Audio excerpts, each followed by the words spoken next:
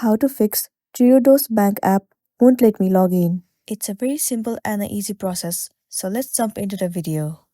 So the issue might arise due to the connectivity issue.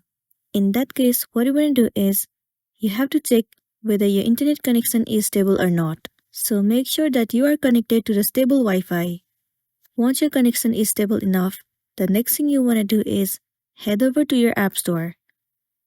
Here in the source bar, you have to search for Triodos Bank.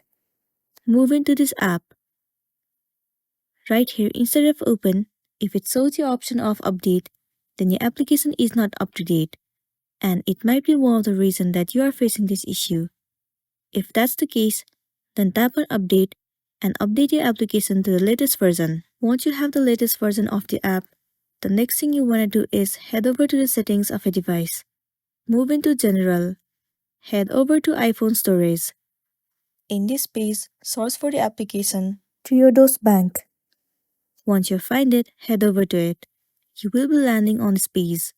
Right here, tap on Offload App. Once again, click on Offload App. Offloading app means clearing the cache and the storage of the application. It will remove all of the unwanted bugs and make your application run smoothly. It might also fix the issue that you have been facing, and then you'll be good to go.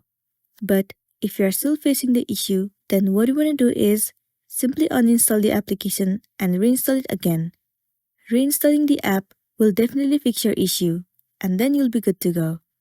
So that's all for today, and this is simply how you can fix Triodos Bank app won't let me log in. Make sure to smash the like button and consider subscribing if you found this video helpful. And if you have any queries, you can drop it down in the comment section below. We'll see you in the next one.